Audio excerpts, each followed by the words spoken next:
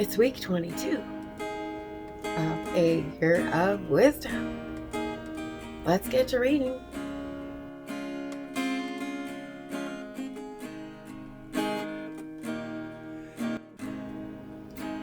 Day 148, Job 38. Then the Lord spoke to Job out of the storm. He said, "Who is this that obscures my plans with words without knowledge?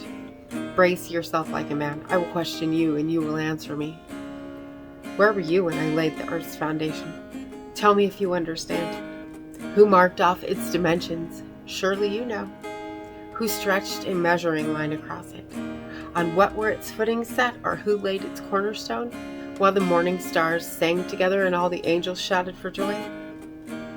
Who shut up the sea behind doors when it burst forth from the womb, when I made the clouds its garment and wrapped it in thick darkness, when I fixed limits for it and set its doors and bars in place, when I said, 'This far you may come and no further.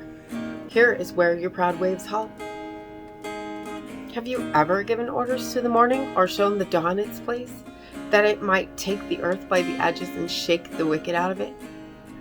The earth takes shape like clay under a seal. Its features stand out like those of a garment. The wicked are denied their light, and their upraised arm is broken. Have you journeyed to the springs of the sea, or walked in the recesses of the deep? Have the gates of death been shown to you? Have you seen the gates of the deepest darkness? Have you comprehended the vast expanses of the earth? Tell me if you know all this. What is the way to the abode of light? And where does darkness reside? Can you take them to their places? Do you know the paths to their dwellings? Surely you know, for you were already born. You have lived so many years. Have you entered the storehouses of the snow, or seen the storehouses of the hail, which I reserve for times of trouble, for days of war and battle? What is the way to the place where the lightning is dispersed, or the place where the east winds are scattered over the earth? Who cuts a channel for the torrents of rain, and a path for the thunderstorm, to water a land where no one lives, an uninhabited desert, to satisfy a desolate wasteland, and make it sprout with grass? Does the rain have a father? Who fathers the drops of dew? From whose womb comes the ice? Who gives birth to the frost from the heavens, when the waters become hard as stone, when the surface of the deep is frozen? Can you bind the chains of the Pleiades? Can you loosen Orion's belt? Can you bring forth the constellations in their seasons, or lead out the bear with its cubs? Do you know the laws of the heavens? Can you set up God's dominion over the earth? Can you raise your voice to the clouds and cover yourself with a flood of water? Do you send the lightning bolts on their way? Do they report to you, 'Here we are'? Who gives the ibis wisdom, or gives the rooster understanding? Who has the wisdom to count the clouds? Who can tip over the water jars of the heavens, when the dust becomes hard and the clods of earth stick together?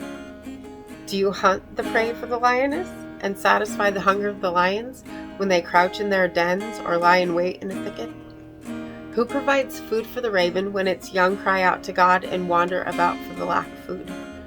Proverbs 28. The wicked flee though no one pursues, but the righteous are as bold as a lion.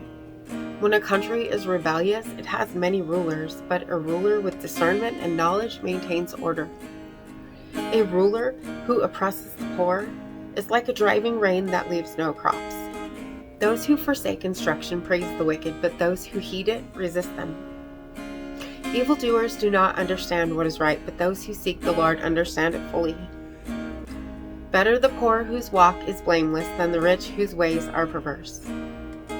A discerning son heeds instruction, but a companion of gluttons disgraces his father. Whoever increases wealth by taking interest or profit from the poor amasses it for another, who will be kind to the poor. If anyone turns a deaf ear to my instruction, even their prayers are detestable. Whoever leads the upright along an evil path will fall into their own trap, but the blameless will receive a good inheritance. The rich are wise in their own eyes. One who is poor and discerning sees how deluded they are. When the righteous triumph, there is great elation, but when the wicked rise to power, people go into hiding. Whoever conceals their sins does not prosper, but the one who confesses and renounces them finds mercy. Blessed is the one who always trembles before God, but whoever hardens their heart falls into trouble. Like a roaring lion or a charging bear is a wicked ruler over a helpless people. A tyrannical ruler practices extortion, but one who hates ill-gotten gain will enjoy a long reign. Anyone tormented by the guilt of murder will seek refuge in the grave. Let no one hold them back.